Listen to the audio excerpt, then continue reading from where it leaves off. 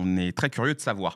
On va parler maintenant Première Ligue, les gars. Depuis l'année 2021, la Première Ligue a créé un Hall of Fame qui rend hommage, en gros, à des joueurs qui ont réalisé de grandes performances dans le championnat. Dans les années précédentes, on retrouve pas mal de grands noms, évidemment. Alan Shearer, je vais en faire quelques-uns. Roy Keane, Frank Lampard, Dennis Bergkamp. J'allais dire, j'avais pas cette liste-là, mais j'ai dit là, s'il faut en choisir que deux. Non. Moi, je quitte le plateau maintenant. Non. Ah, si tu vas en choisir que deux. Je quitte le plateau maintenant.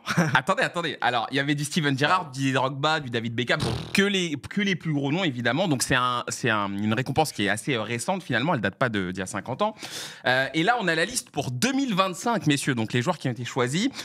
Pour pouvoir y prétendre, il faut avoir plus de 30 ans et avoir joué, je crois, un certain nombre de matchs en Première Ligue. Là, dans la liste que vous avez vue, on retrouve pas mal de très beaux noms, du Sol Campbell, du David Silva, du Eden Hazard, du Yaya Touré ou encore du Edwin van der Sar. Et il y a même du tonton Pat, les gars. Il y a même Patrice Evra qui a été nommé. Ce sont les fans donc, de la Première Ligue qui votent.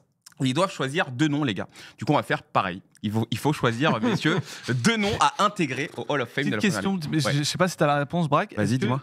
Parce que dans tout ce lot, il y en a qui ne vont pas être choisis. Ouais. Est-ce qu'ils pourront être de nouveau là l'année prochaine? Je pense qu'à terme, ils y seront quasiment tous. Ah, tu penses qu'ils peuvent être renommés pour l'année 2026 vous pensez? Ça serait dur sinon. Alors là, tu vois, Yaya Touré, il mériterait d'y être tous les jours, mais je pense pas qu'il va y être là dès la première année parce qu'il y a peut-être des joueurs historiques anglais qui seront avant lui. Quand tu vois Yaya Touré, là, quand même, t'as envie de cliquer. T'as envie de cliquer sur d'autres. Mais moi, tu vois, j'ai pas cliqué. Donc j'imagine que si moi, j'ai pas cliqué, c'est qu'il y en a d'autres qui ont cliqué. Parce que le Hall of Fame, on parle pas de niveau pur. On sait que Touré, à son poste, ça a été un des meilleurs joueurs de l'histoire.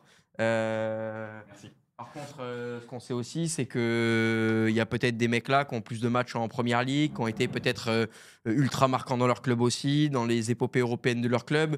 Là où peut-être que Yaya Touré a eu moins d'implication. Je sais pas, c'est des débats qu'on Après, le chat demande, il n'y a pas Salah, il n'y a pas Van Dijk. Je pense que les joueurs qui sont en cours de carrière ne peuvent pas être nommés. Donc Salah et Van Dijk, on se donne rendez-vous dans quelques années et ils y seront, vous en faites pas. Tu nous avais demandé d'en prendre 2, toi. C'est un trophée. Ouais, c'est ça. Il va falloir en choisir 2. Donc c'est un trophée qui va revenir tous les ans, les gars. Hein, vous inquiétez pas. Si vous voyez pas Nicolas Jackson, il sera là peut-être en 2035. Calmez-vous, les gars. J'espère aussi. Je vous laisse. Je choisis Nicolas Jackson alors qu'il y avait plein d'autres noms. Mais je vous laisse choisir, messieurs. Je vous laisse noter sur vos ardoises.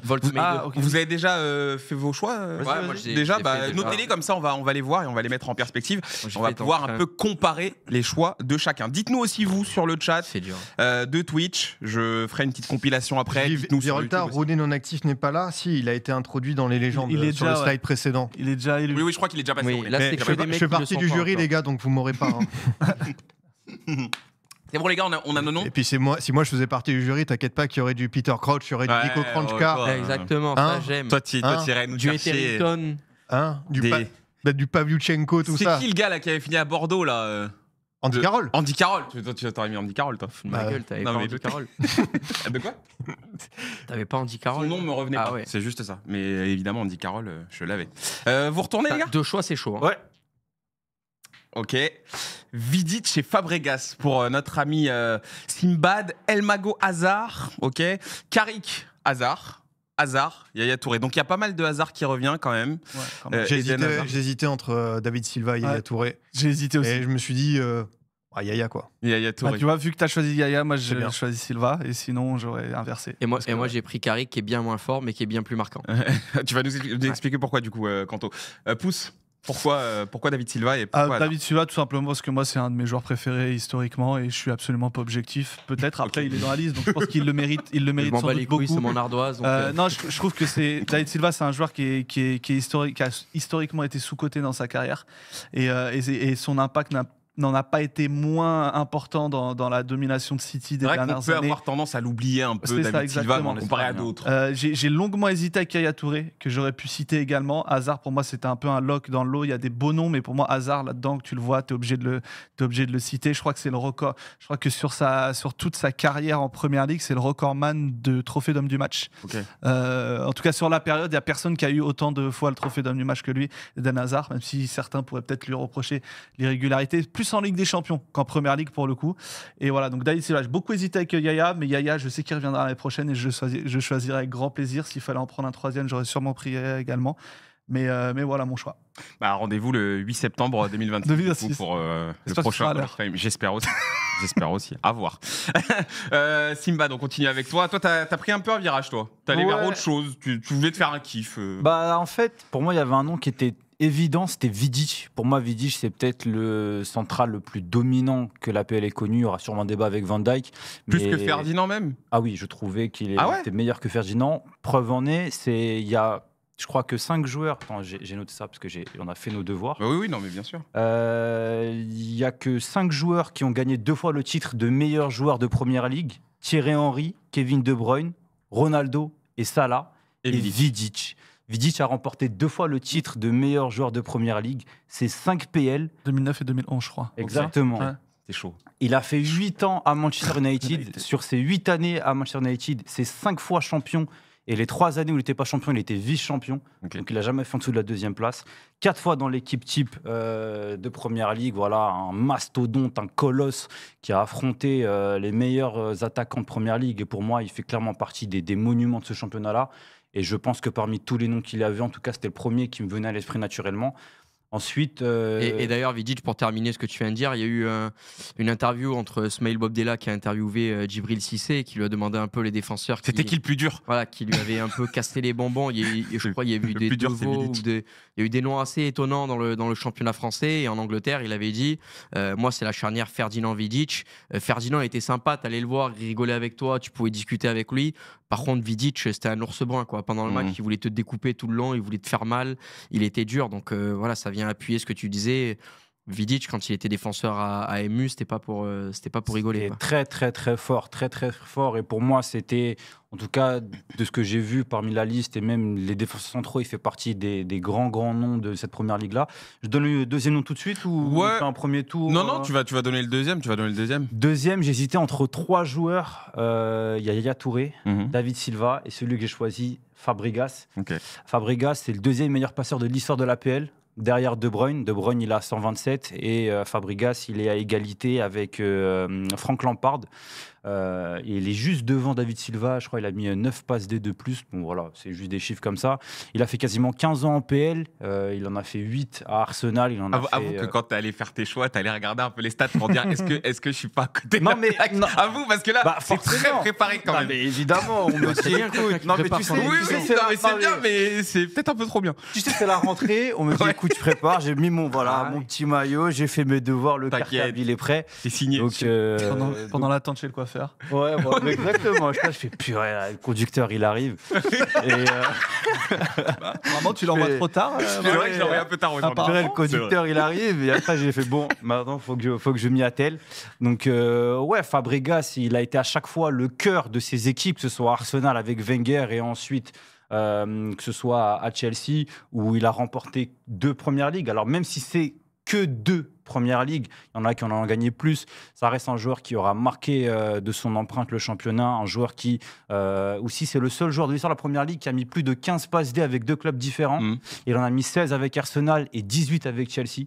Joueur totalement colossal, très très très sous-coté. Donc voilà, je vous renvoie au petit documentaire de Nasri où il disait que Fabregas, si te met la balle où tu veux, tu as eu à faire l'appel. Voilà, peut-être aussi un peu sous-côté quand on parlait de David Silva. Comme il y a eu beaucoup de milieux espagnols à cette époque-là qui étaient très forts. Voilà, petit shout-out à Fabregas qui pour moi mériterait, même si d'autres le méritent aussi, on en parlera. Ça fait plaisir qu'on en parle aussi. Quentin, tu veux nous parler de Carrick du coup, avant de parler d'Eden Hazard. Ouais, Michael Carrick. Qu'est-ce qui t'a laissé Michael Carrick ? Parce que pour moi, c'est le British par excellence qui représente la Première Ligue en fait. Il a été dans un des plus grands Manchester United de l'histoire, une équipe qui a été marquante pour toute une génération. Voilà. Ça a été un joueur cadre, un poste phare en plus, à ce poste de milieu où il a su évoluer, se réinventer. Au milieu de terrain, il y a eu quand même des associations avec des mecs qui font partie des plus grands à leur poste de l'histoire. Je pense notamment, par exemple, à Paul Scholes. Il n'y avait que des joueurs marquants dans cette équipe. C'est quand même on est quand même à 700 matchs de Première Ligue pour Michael Carrick. Ouais, c'est vrai. C'est quand même ouf.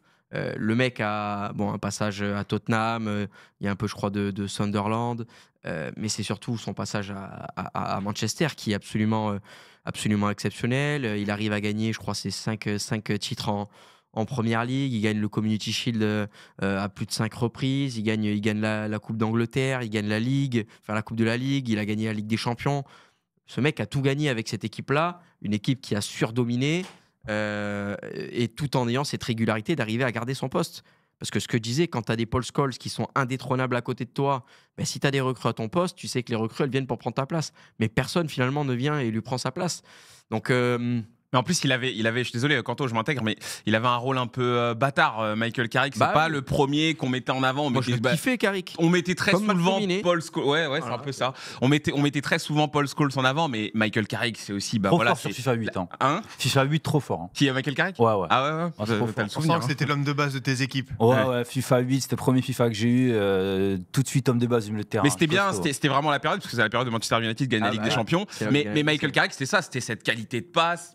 Fait penser un peu limite, tu vois, un peu à un Toni Kroos, toute proportion gardée bien sûr, mais c'est un mec qui était capable d'orienter le jeu, c'est un mec qui était capable de trouver dans la longueur et tout. C'est un joueur, moi je suis assez d'accord avec toi, on va pas en parler, c'est pas le premier nom qu'on va ressortir tout de suite, mais en effet, il était ultra important dans cette équipe. Il avait vraiment un vrai rôle de régulateur. Je te laisse continuer. C'est vrai que dans le chat on parle de Fletcher, c'est vrai qu'il y avait aussi Fletcher dans cette équipe qui était fantastique et que je kiffais particulièrement. Donc voilà, Carrick pour moi est un des ambassadeurs premium de cette première ligue. Donc voilà pourquoi je l'ai mis. Et puis bon, Eden Hazard en 2 mots. Je sais pas si les autres en ont parlé. Si, ils en ont parlé un peu. Ouais. Voilà, en 2 mots.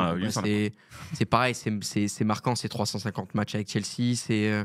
Je veux dire, c'est le foot spectacle, quoi. C'est ce que t'aimes aussi dans le foot et arriver à le faire dans le championnat le plus relevé, le plus dur. Quand Eden Hazard arrive en première ligue, tu peux dire bon, c'est un petit mec avec un petit gabarit qui aime pas trop s'entraîner. Il va se faire découper là-bas. Il va comprendre que là-bas, c'est la discipline, c'est le travail, sinon tu dures pas. Le mec s'en battait les couilles, il était tellement fort et c'est exceptionnel ce qu'il a fait Eden Hazard avec Chelsea. Il fait partie probablement des joueurs les plus fantastiques qu'on ait pu voir en Première Ligue avec ses qualités. Donc voilà, Eden Hazard, c'est presque incontestable. Il y a un petit problème avec les ardoises. Qu'est-ce qui se passe ici? Elle est en bas, elle est bien. On va quand même aller la récupérer à un moment donné, parce que je crois qu'on en aura encore besoin. Scipion, tu vas nous parler d'abord de Yaya Touré, forcément. Ouais, évidemment. Ton choix, il a été dur à faire ou... Ouais.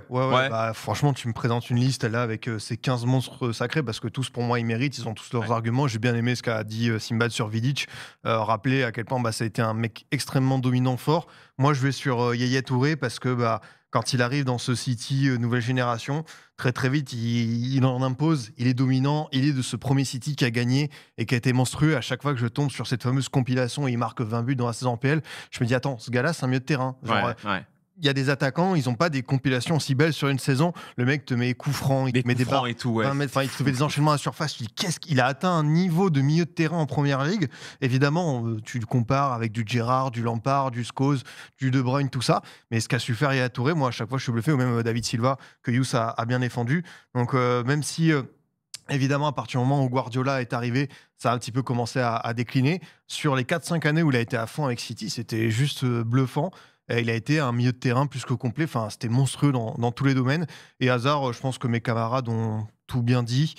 Faut dissocier pour moi le Hazard Ligue des Champions, qui est une exception, et le Hazard Première Ligue. On rappelle, même si c'est une très belle compétition, il n'y a pas que la Ligue des Champions dans la vie. Oui, c'est vrai. Et Hazard a été un joueur qui a su gagner en PL avec, et même dans les autres Coupes d'Europe avec d'autres entraîneurs comme Sarri, comme Mourinho, comme Conte. Moi, l'un des matchs que j'ai préféré d'Hazard, c'est cette fameuse victoire avec Conte où ils vont battre justement le City de Guardiola à Etihad, où je crois qu'il met un doublé, il est incroyable.